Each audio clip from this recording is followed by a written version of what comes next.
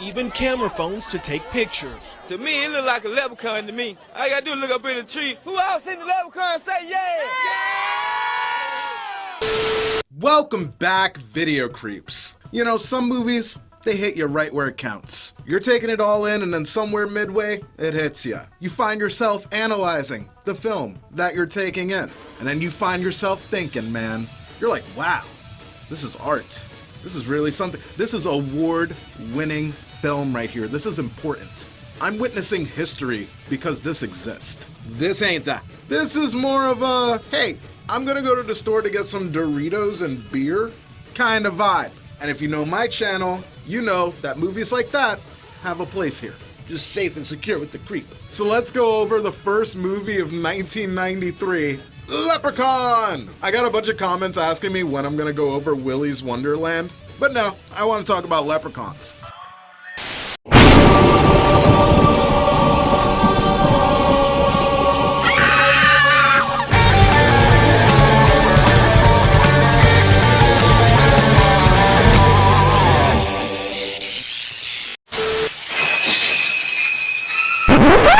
Remember, watch the whole video. Don't be a bitch. First and foremost, I want to thank Lauren for sending me this badass shirt. She got it from my wish list. I feel pretty, oh so pretty. I feel lyrics that go to this song. If any of you guys want to get me something, the link to my wish list is down in the description of this video. Just make sure that you name yourself so that way I can thank you the way that you deserve to be thanked. I get stuff and then like I don't know who sent it to me and then I go on my social media and then no one owns up to it. If that's the way you want to play this, that's just fine. It's just, you know, I could thank you. Now, Leprechaun was released by Trimark Pictures, a company that went under in 2001, but before that, were able to bring us films like Dead Alive, The Dentist, Star Kid, and then their very first film, of course, Leprechaun, like the movie that we're talking about. It was written and directed by a guy named Mark Jones, making this his very first feature film, which is amazing because this movie had a budget of like $900,000. That's a hot chunk of change for a stab at the dark at a film, especially because this was the first one that Trimark produced completely in-house. But it turns out that they took just the right amount of risk, considering this cheeky little classic ended up ranking in about 15 million. Sucky sucky now indeed. But what a lot of people don't know is that Trimark actually put out an 8-page comic book back in 1992 with the exact same name. And it was all about an evil leprechaun by the name Dan O'Grady, which to you diehard fans will recognize as the opening guy that we see stealing the gold at the beginning of the movie. So the film paying an awesome little nod to the comic there. Very sweet. Now, while working at Universal Studios at the time, Mark went out drinking with a bunch of his friends. And while getting trashed on margaritas, bantering and bullshitting, Lucky the Leprechaun came up in conversation. And Mark started to think about how leprechauns are evil. They're sneaky. And how there's gotta be a movie somewhere in there. So with all that vinegar bubbling up inside, he turned around and immediately started interviewing little people.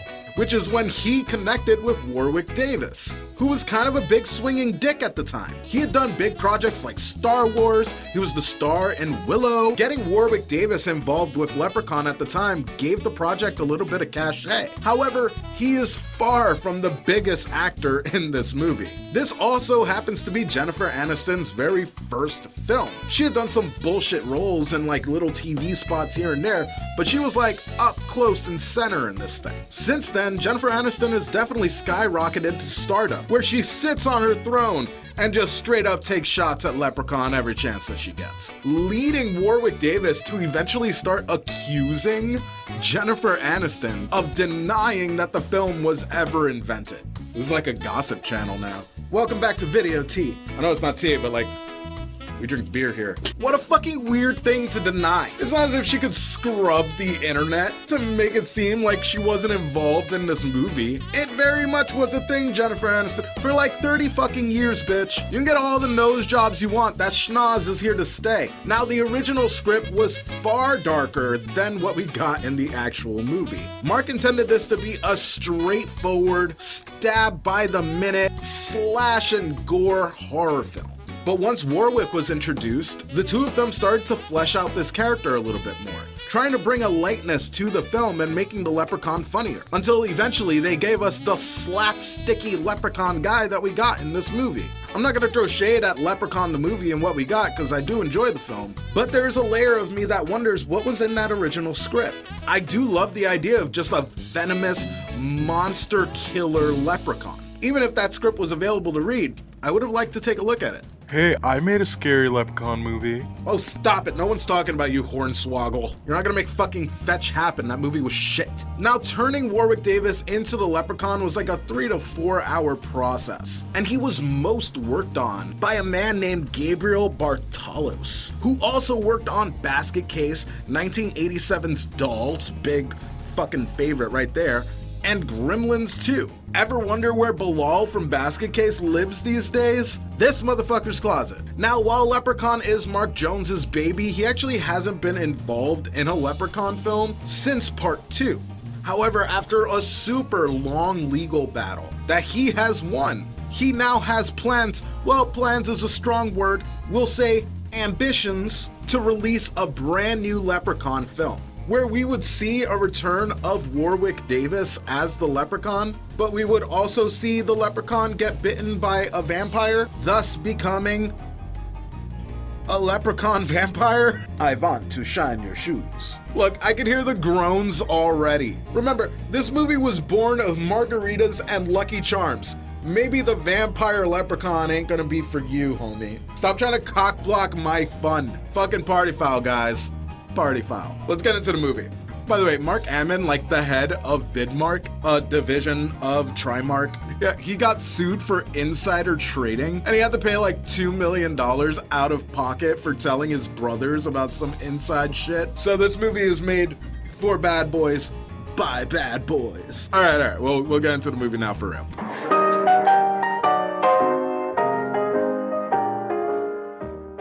Now, the opening scene of this movie looks like somebody sneaking into Jabba the Hutt's palace. Here, let me play some Star Wars-y music for you.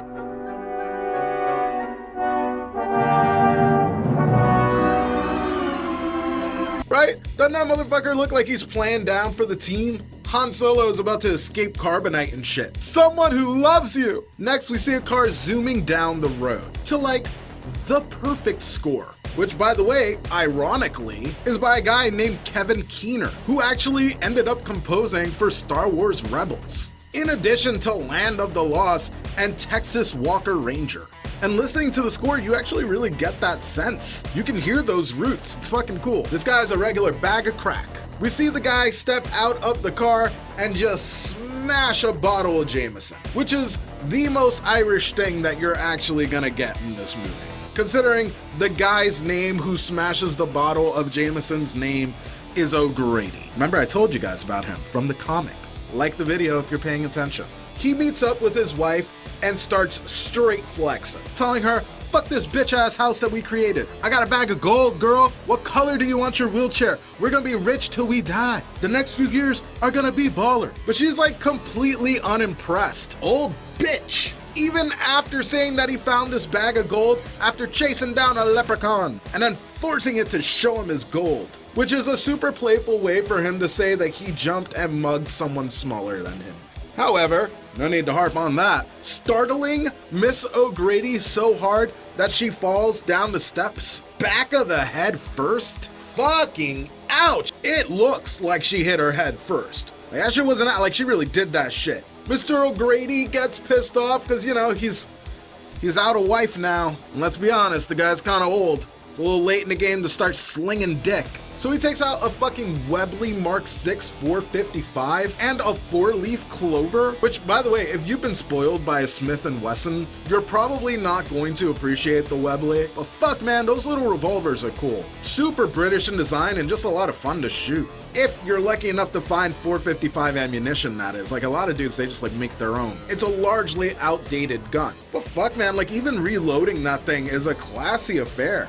However, because, like, the trigger lever function is so, like, interesting, doing, like, a double shot on it is actually kind of hard. So when you see Mr. O'Grady, like, popping off like this, can't help but be taken out of it. And now all of you will as well. You're welcome. I'm an asshole. thanks for watching my channel. Ultimately, the gun doesn't even matter. O'Grady is able to grab the leprechaun and throw him in a crate, sealing the box with nails and then putting that 4-leaf clover right on the center of it. But because the leprechaun is a magical being, he's able to stop O'Grady's heart, giving him a heart attack just before O'Grady can set the crate on fire, leaving the leprechaun to sit like a dick in the crate for 10 years. This is when we see Jennifer Aniston, the complete set with original nose and all, when we see that she's being forced to move into a new house with her father. And she has a big reaction and shit. I guess how could she not? Look at this fucking house. Psych, that would have made sense. Look at how baller this house is that she's moving into. Check your privilege, Rachel Green. You're bitching and complaining that there's no swimming pool or shopping malls only makes me think you're a cunt. Forgive me for thinking that a book wouldn't hurt this character. Now she runs into Nathan, one of the dudes that are working on the house, where she tries to make like a feminist stance because he was like rightfully so being chauvinistic, but she just fucking beefs the landing cause like, again, a book would help. But Nathan's rowing 3 deep, and the 2 other people on his posse are gonna be Ozzy and Alex, who somehow for me is like the best part of the movie. There's just something about the kinship between Ozzy and Alex that like I really personally love. Ozzy is a conspiracy theory loving simpleton, and Alex is much younger, but like far smarter. There's something about that connection, this like big and small thing and how they care for each other. It's cute, it's nice, and fucking oh, I have a heart. Now all of the new life in this house, yeah, it's getting the leprechaun's dick nice and hard. And 10 years, the guy's got swole balls. And using what little magic he has, he calls out to Ozzy, the most uncredible person in this gang. And immediately, he starts on his bullshit about reuniting with his gold, threatening to turn Ozzy's ear into a boot, which I'm just gonna say it, I think is an empty-ass threat. There's not enough material that you could use both of my ears and you're not gonna make a boot, son. So naturally, Ozzy is able to get away and tell everybody about the leprechaun in the basement. But nobody fucking believes him, you know, because he's slow. Instead, he gets called out for being a fucking liar. And that's like a theme throughout this entire movie. In fact, the kid's constantly saying, like, stop lying every time he opens his mouth. So Nathan calls his bluff. By the way, can we just talk about these bullshit fucking paint marks on Nathan's arm? Just fucking thinking about how they got there is just really silly and fun in my lizard brain. By the way, fucking the actor who plays Nathan in this thing, he was in April Fool's Day. Shit's great. I love when shit like that happens. Like, I just watched the Stepfather films for the first time, part 1 and 2, and that's fucking John Locke from Lost. Don't tell me what I can't do. Anyway, the fucking leprechaun's not down there. And Jennifer Aniston's just wearing like super short shorts in this scene. You know, whenever I think about Jennifer Aniston, for whatever reason, I don't think about her ass. But in this film, she has a very noticeable dumper. She's got a regular working ass in this movie. That ass looks like it fucking expects dinner every day at 5 o'clock when it gets home from work. Ozzy goes chasing a rainbow, and Alex goes after him. And when the 2 of them get there, they find a fucking, you know, what you find at the end of a rainbow. Gold. Everybody knows that shit about rainbows. That's like the 3rd thing I learned about rainbows. The 2nd is gay people. When we pan over the truck to where like the gold is supposed to be, we hear like a glimmer, but we don't see a glimmer. I watched the scene like 4 or 5 times. Like eventually they start doing the glimmer, but like don't audio cue glimmer me if there's no visual glimmer, motherfucker. Like that's lame. Come on, man. You're fucking with me now. Anyway, the 2 of them find this gold and Ozzy is like, we gotta tell everybody about this. But Alex is like, we ain't gotta tell nobody shit. Again, he's the smart one. Even though he himself looks like a fucking leprechaun. If I didn't know that Warwick Davis played Leprechaun in this movie, I'd be like, ah, am I right? Point associations. By the way, I really want to talk about Mark Holton's performance in this movie. I can't help but feel like super strongly for Ozzy. When Alex tells him about how like they could use the money to fix his brain, the look on his face, it just what breaks my heart, which is a super testament to that actor, cause I hated this motherfucker in Pee-wee's Big Adventure. He killed it as John Wayne Gacy though. Jennifer Aniston's dad puts his hand in a hole to feel around for some pussy, but Pillow Pants the leprechaun fucking bites his hand and shit, sending everybody into the car so that way they can drive off to the hospital, giving Alex and Ozzy an opportunity to go check out that gold coin. By the way, that fucking, the car like wouldn't even start. So Alex does this and then magically the engine turns on and shit. It's real mechanic level shit right there, bruh. You got a real future ahead of you. Alex is gonna grow up to be that kid that tries to like knock on his locker to open it and shit. That's the vibe. Meanwhile, the Leprechaun like Art the Clowns it behind them on a little tricycle, and he follows them all the way to the gold shop. And I'm hesitant to call this a cameo because sometimes it's just actors acting, you know? They can't all be cameos. But I remember seeing the shop owner in fucking Home Improvement, so don't know why I remember it. He was in like 2 episodes. They leave the coin with this nerd-ass shop owner, and I know he's a fucking nerd because when they got there, he was like shutting the shit down. But as soon as they waved the coin, he didn't notice. He was like, ooh, no, we're open. Dork! He sees one coin. He's like, oh, no, we can stay open a little later. But it turns out that that was the very wrong decision for this dude to do, as he gets like bitten and then pogo sticked to death. And dare I say, this is probably the most memorable kill in this entire franchise. It's a super effective scene. It was way back then, and it was when I just watched it. Revisiting it, you can't help but think how clever and original that kill was. I can literally say I can't think of another pogo stick related death. How unique and like that's just a perfect fucking scene. And honestly, it's like back to back with another really great scene where the Leprechaun like rips the face off of a police officer. Both of these are actually chilling and scary scenes. Even seeing Leprechaun like play around with the cop while in the woods is effective as fuck. Then you see him jump on his shoulders and snap his the tension is real. But then we transition right back into the silly because then we see like Leprechaun eating Lucky Cloves, like a bootleg Lucky Charms, and like rumors are fucking rumors, so let's just nip them in the bud. Somehow it started getting around that there was an alternative shot where the Leprechaun was actually eating Lucky Charms. But then General Mills got a hold of that information and was like, no, cease and desist, don't do that shit. So at the end, when the Leprechaun dies and when we hear that iconic "fuck you Lucky Charms" line, it's supposed to be a shot at General Mills. All of that is a lie. General Mills had no idea that the movie was even being created. And even making the box Lucky Cloves was supposed to be an inside joke that Mark Jones really dug. So let's stop fucking spreading rumors around, especially ones that aren't true. The existence of leprechauns is now common knowledge amongst this group after catching Nathan in a bear trap. Then, I shit you not, he like tries to cut off Nathan's leg on some fucking saw shit, but Nathan like beats the hell out of him with like a flashlight, so that like triggers everybody to run outside and start kicking the leprechaun's ass. They bring Nathan inside, and then Alex and Ozzy bring up the literal bag of gold that the leprechaun has been asking for the entire film long. So Jennifer Aniston grabs a shotgun and pretends to know how to use it, and she sets off to give the leprechaun his gold back. Fuck this little dude. The only issue is that earlier in the movie, Ozzy ate one of the coins by mistake. You know, again, because he's...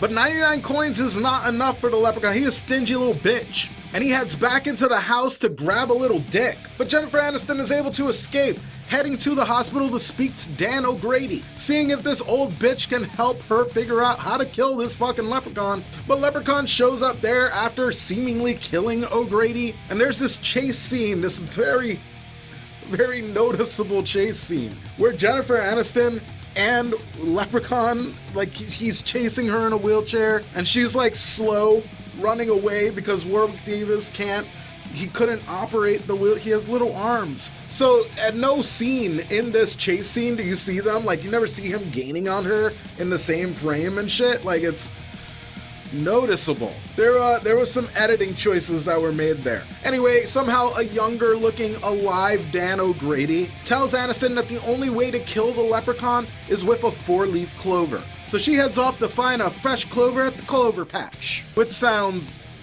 adorable. Another like really cool thing that happens that isn't spoken about very often when you talk about the Leprechaun films is that Jennifer Aniston gouges out the leprechaun's eye, so he goes up to a police officer that he has already killed and grabs his eyeball and puts it in his own eye socket. I would say it's a pretty fucking gory scene. Now moving right along, the gang is able to get their hands on a 4-leaf clover, throwing that bitch in a slingshot and sending it right down the leprechaun's throat, and it gives us this awesome mutated Gremlins in sunlight ending.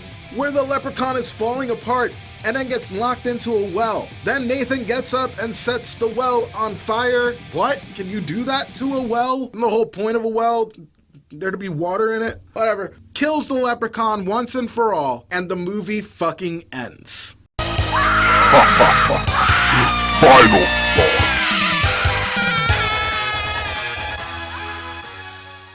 Talk about Mr. Krabs energy, y'all. This movie feels like a Tales from the Crypt episode that was injected with tons of Jennifer Aniston ass and legs. It ain't pompous or intelligent, this film. It's fucking light and heavy at the exact same time, which is something that I find extremely cool about this movie. For all of its absurdities, it is amazingly balanced. It's actually pretty impressive.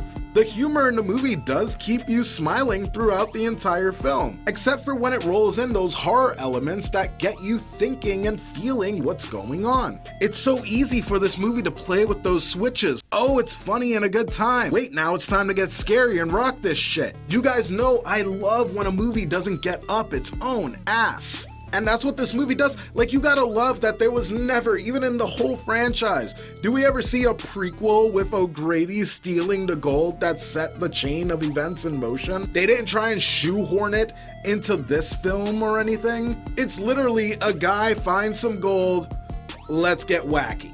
And it does. You see the leprechaun rollerblading with Looney Tunes music in the background, spouting jokes and puns. Though you can tell as they were writing the movie, they were definitely getting sillier and sillier as they reached the climax of the film. But goddamn, I can't lie, man, I really dig this film. It's one of the first horror movies that I ever saw. So I live and die by the Leprechaun movie. Again, I like the characters in this movie. Warwick Davis does a bang-up job as the Leprechaun. He's so funny and vile, and his physical acting is awesome. He was so good as the Leprechaun that we've had 2 Leprechauns since, and like both of them we don't even kind of like. Though I will say I did enjoy the performance in Leprechaun Returns. Like, I do like that movie. However, if we're getting fucking vampire Leprechaun up, I want Warwick back. Now, it's not to say that this movie doesn't have some crap that you can smell from a mile away. In my heart of hearts, I know that this movie drags on for a period of time. This is not the kind of movie that you're gonna get through without picking up your phone once or twice along the way. And yes, for as funny as the Leprechaun is, not every joke lands. In fact, at points it's darn right cringy.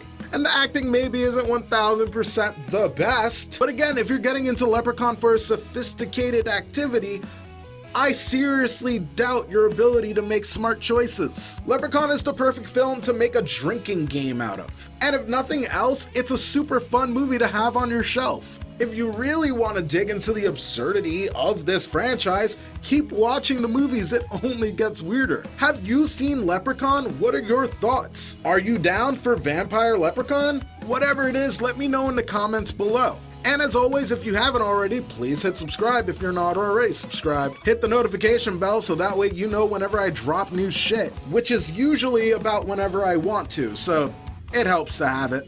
If you dig what I do here and want to support the channel, head down. That's where you'll see my Patreon information. Love when I get new Patreons. Makes me fucking dance like a Peanuts character. And if at least I taught you something or you dug the video, make sure you like the video. I will see you guys on the next time that I make something for you guys. Peace, video creeps. Appreciation comes in many forms. Those who stay for you will stay and brave the storm. Rebecca reviews, Kyoto, Larry Sherman, Corey Stewart, Coven, Spooky and Butcher's Grindhouse, Lolo Exco, Six Siren and Michael Andrews. You guys, you mean so much to me, makes me think of where I'd be.